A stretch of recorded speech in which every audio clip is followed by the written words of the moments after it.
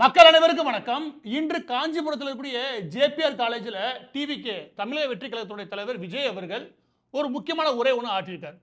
சேலத்தில் 4ஆம் தேதி பேசுறதுக்கு அனுமதி கேட்ட நிலைமையில கரூர் விவகாரத்துக்கு அப்புறம் இங்கிருந்து தன்னுடைய பிரச்சாரத்தை ஆரம்பிக்கிறார். நம்மளால எடுத்துக்க முடியுது. அதில் என்ன பேசியிருக்கிறார் விஜய் அவர்கள், அதில் அவர் பேசுகிற விஷயம் இல்லையா, அது எந்த அளவுக்கு சரியானது, இதை தான் பார்க்க விரும்புகிறோம். இன்றைய ஜேபிஆர் காலேஜில் விஜய் அவர்கள் பேசும்போது முழுமையாக அந்த ஒட்டுமொத்தமாக ஒரு 18 நிமிஷம் நினைக்கிறேன், அந்த எல்லா நேரமும் ரொம்ப கான்ஃபிடென்ட்டோட தான் பேசுகிறாரு. ரொம்பவுமே எந்தவித தயக்கமும் இல்லாமல் எந்த தடுமாற்றமும் இல்லாமல் வந்த விஷயத்தை தெளிவாக தான் அவர் பேசியிருக்காரு. எனவே அவர் மேடைகளில் பேசின சில ஸ்பீச் இருக்கு இல்லையா, சில பேச்சுகள் இது முக்கியமானது. இப்போ ஒவ்வொரு விஷயமா பார்த்துறது நல்லது. முதலாவது அவர் என்ன பேச ஆரம்பிச்சாருக்கு முன்னாடி இவர் எங்கே பேச ஆரம்பிச்சாரு, ஜேபிஆர் காலேஜ், அந்த ரஜினா நினைக்கிறேன், ஜேபிஆர் அவருடைய மகள், அவங்களுடைய காலேஜ், இது மனசில் எல்லாம் ஞாபகம் வச்சுக்கோங்க. இது ரொம்ப முக்கியமான விஷயம். அவருடைய நண்பர், அவர் நீண்டகால நண்பர்னு வச்சுக்கோங்க, நண்பர் ரஜினி அவருடைய காலேஜ், அதில் பேசுகிறார். அவர் தொடங்கும் போது நாட்டுக்காக உழைப்பதற்கு அண்ணா பிறந்தார் அப்படின்னு ஆரம்பிக்கிறாரு. இந்த பாட்டு வந்து நேற்று இன்று நாள் நினைக்கிறேன் 1974 எம்ஜிஆர் அவர்கள் திமுகவை எதிர்த்து அரசியல் கண்ட காலகட்டத்தில் மிக முக்கியமான பாட்டுன்னு வச்சுக்கோங்க. ஏன்னா அவர் அண்ணாவை வச்சு நான் தான் திமுக, அண்ணா திமுகன்னு உருவாக்குறாரு. எனவே அந்த காலகட்டத்தில் உருவான முக்கியமான பாட்டு. ஆனால் இது அங்கே இருக்கக்கூடிய விஜய் ரசிகர் மத்தியில் பெரிய புரிதலோ விஷயமா இருக்காது. அவங்க சொன்னது என்னன்னா, ஓ நாட்டுக்காக புலத்திரவே அண்ணா பிறந்தார், ஓ அண்ணா நம்ம அண்ணன் சொல்கிறார் போல, அந்த லெவலில் தான் அவங்க எதை எடுத்திருப்பாங்க.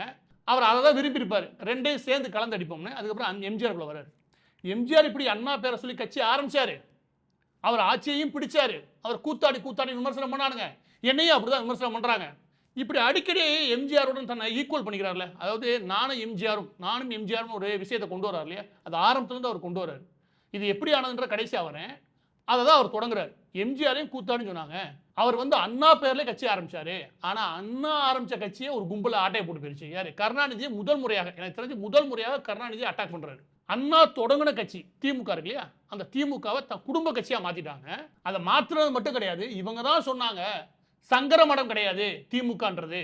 அதாவது என்ன மீன் பண்ண வராங்க அப்படின்னா, இங்கே யார் வேண்டாம் தலைவர்கள் ஆகலாம் திமுக அப்படின்னு கருணாநிதி சொன்னாரு. ஆனா குடும்ப சொத்தா மாத்திட்டானுங்க அப்படின்னு நேரடியாக கருணாநிதியையும் கருணாநிதி குடும்பத்தையும் திமுக எப்படி கைப்பற்றுறாங்கன்ற விஷயத்தையும் அட்டாக் பண்ணி தான் விஜய் அவர்கள் அந்த உரையை தொடங்குறாரு.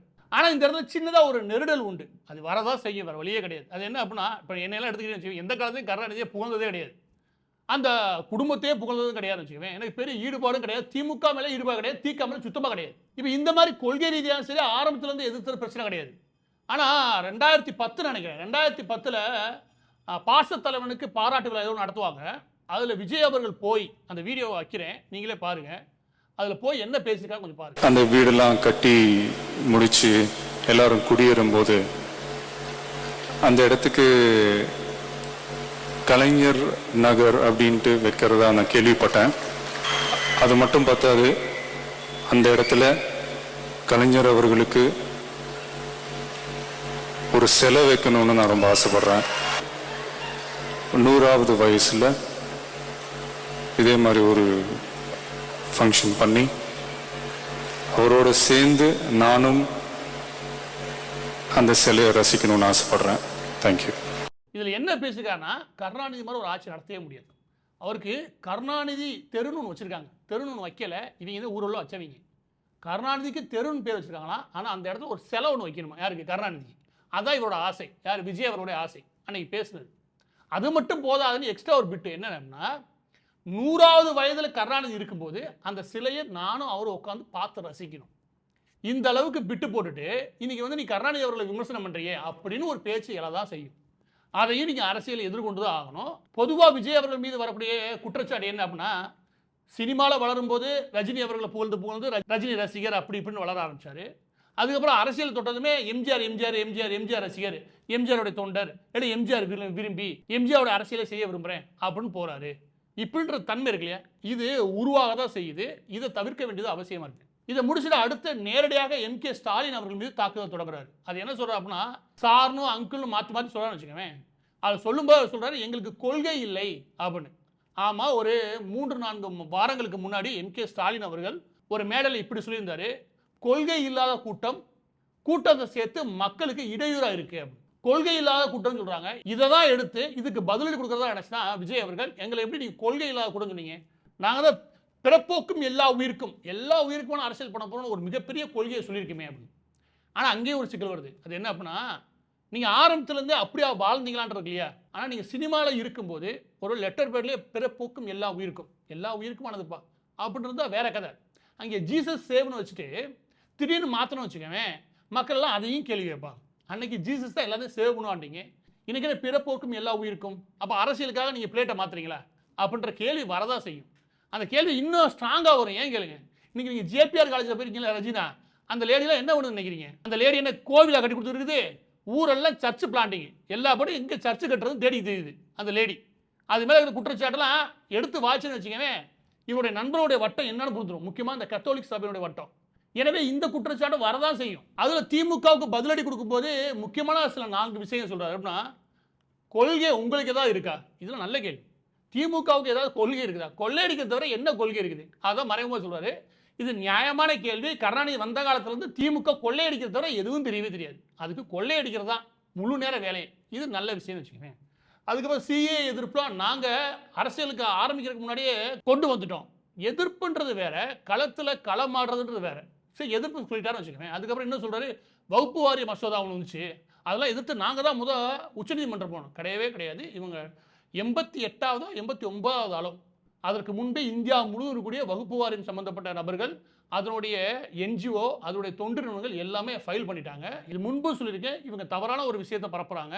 உச்சநீதிமன்றம் போனதுமே இவங்களுடைய வழக்கு கிடையாது, இவங்களும் அதை சேர்த்துக்கிட்டாங்க, என்னையும் சேர்த்துக்கணும்னு. அந்த வழக்கு முன்பே தாக்கல் செய்யப்பட்டு வகுப்பு வாரிய மசோதாவை எதிர்த்து நின்றாங்க. எனவே எதிர்த்தது உண்மை. ஆனால் இவங்க தான் முதல்ல போனதோ இல்லை இவங்களால தான் அது திருத்தப்பட்டதுன்னு ஒரு செய்தி பரப்புறாங்களே, அது உண்மை கிடையாது. நீட் தேர்வில் விஜய் அவர்கள் பேசுனது சரி. நீட் தேர்வை ஒழிப்பேன் ஊரை ஏமாத்தினது பார்த்தாதா அப்படின்னு சொல்லி திமுக வலுவை வாங்கியிருக்காரு. இது உண்மை. 100% நீட் தேர்வை வச்சு மக்களை ஃபுல்லாக மடையர்களாக்கி முட்டாளாக்குனது திமுக. இது மாற்றுக்கிறதே கிடையாது. அதனால ஒரு கூடுதலாக ஒன்று சொல்கிறாரு. அது என்ன அப்படின்னா, கல்வி இருக்கு இல்லையா, அதை மாநில பட்டியலில் கொண்டு வரணும். இதில் என்ன கொடுமை என்னதுன்னா, கல்வியை மாநில பட்டியலில் கொண்டு வரணும். இது பெரிய அளவில் தன்னுடைய டிவிக்கு இருக்கக்கூடிய நிர்வாகிகளுக்கே தெரியாது. சிஏக்கு விளக்கம் கேட்டால் அதுவும் தெரியாது, நீட்டுக்கு விளக்கம் கேட்டால் அதுவும் தெரியாது. இந்த லெவலில் தான் இந்த கொள்கையை சொல்லக்கூடிய விஜய் அவருக்கு பின்னாடி இருக்கக்கூடிய முதல் கட்டத்தில் இருக்காங்களே, அவங்களுக்கே பெரிய தெளிவு கிடையாது. அதனால இதெல்லாம் பேசும்போது பெரிய அளவு அமைதி நிலவும் வச்சுக்கோங்க. அதனால இந்த மேடையை பற்றினு வச்சுக்கோங்க, அவர் வசனங்களா பேசும்போது இல்லாட்டி ஒரு விதமான சினிமா தோரணில் பேசும்போது நல்ல கைதட்டல் வாங்கினாரு. ஒரு கொஞ்சம் அர்த்தமா இல்லாட்டி ஒரு கணக்கா பேசினா வச்சுக்கோங்க, எல்லாம் அமைதியாயிடுறாங்க. ஏன்னா அவங்களுக்கு புரியவே இல்லை. அதுக்கடுத்து ஃப்ளோவில் போய்கிட்டு இருக்கும்போது விஜய் அவர் கண்ணை மூடிட்டு இப்படின்றார்ல, எனக்கு ஒரு பயமாய் போச்சு, ஜபங்கப்போ பண்ண போறாரு, இப்படி செஞ்சுட்டு நல்லதுன்றார்ல. ஓ, நல்லது தான் சொல்ல வராரா?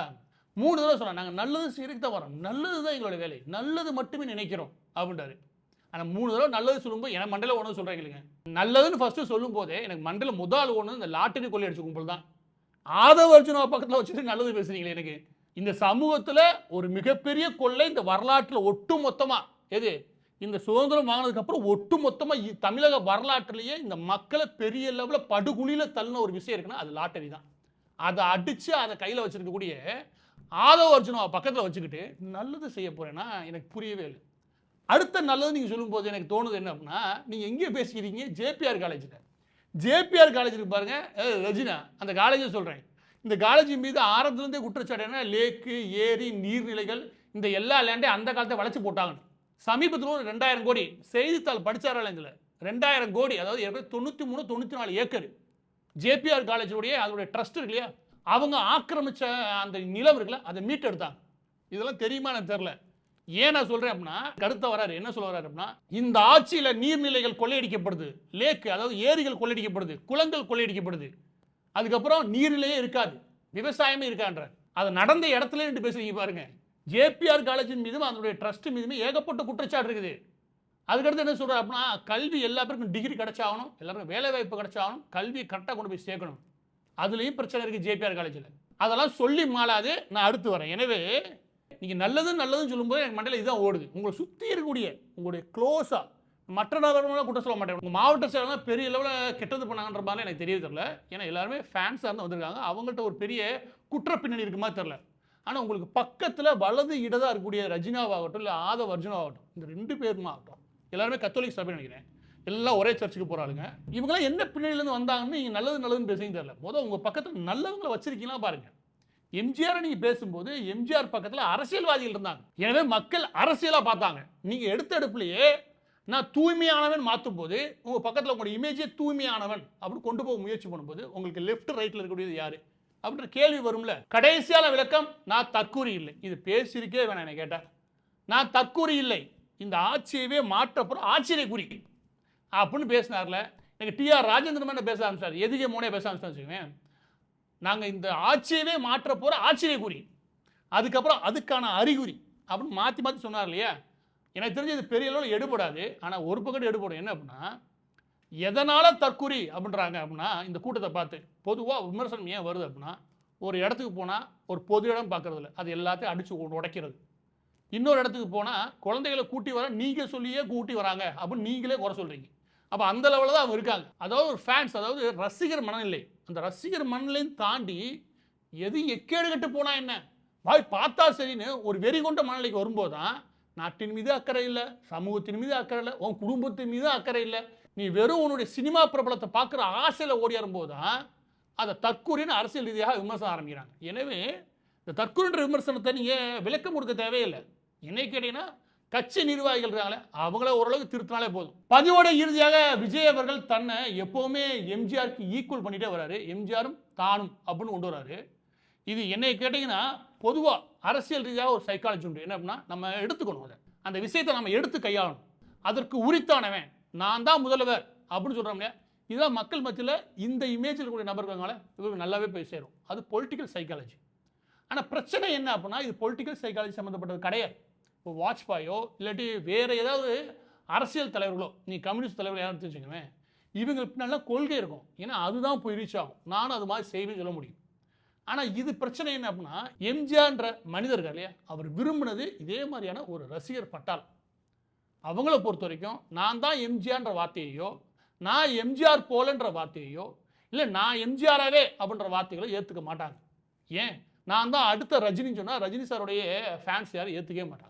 நான் தான் அடுத்த விஜய்ன்னு சொன்னால் விஜய் ஃபேன்ஸ் ஏற்றுக்க மாட்டாங்க. ஏன்னா அது ஒரு எமோஷனல் சைக்காலஜி, ஃபேன்ஸ்க்கான எமோஷனல் சைக்காலஜி. இதில் விஜய் அவர்கள் நான் தான் அடுத்த எம்ஜிஆர் அதை சரிசமமாக காட்டக்கூடிய அந்த பேச்சு இருக்கு இல்லையா, எது பலன் தரும் நினைக்கிறாருன்னா, ஒரு எம்ஜிஆர் ஃபேன்ஸ், அதாவது ஏடிஎம்கே ஓட்டு ஒரு பகுதி, தன்னுடைய ஓட்டு ஒன்று, இது ரெண்டு இணைச்செல்லாம் பார்க்குறாரு. அது இதனாலேயே நகர்ந்து போயிடும்.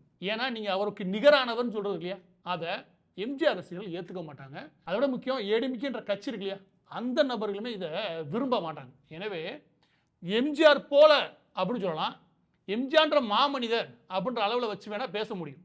நானும் அவரும் அப்படின்னு ஈக்குவல் பண்ணுறது இல்லையா, இது அரசியலுக்கு ஏற்புடையதே கிடையாது. ஒவ்வொரு முறையும் இதை செய்கிறாரு. இது பேக் ஃபயர் தான். எது எப்படியோ இன்னைக்கு காஞ்சிபுரத்தில் விஜய் அவர்கள் ஜேபிஆர் காலேஜில் பேசினார் இல்லையா, அது ஒரு நல்ல கான்ஃபிடென்ட்டோட பேசியிருக்காரு. அதில் திமுக தீவிரமாக தாக்கி பேசியிருக்காரு. அது முக்கியமாக கருணாநிதி குடும்பத்தையும் கருணாநிதி அவர்களையும் தாக்கி தான் பேசியிருக்காரு.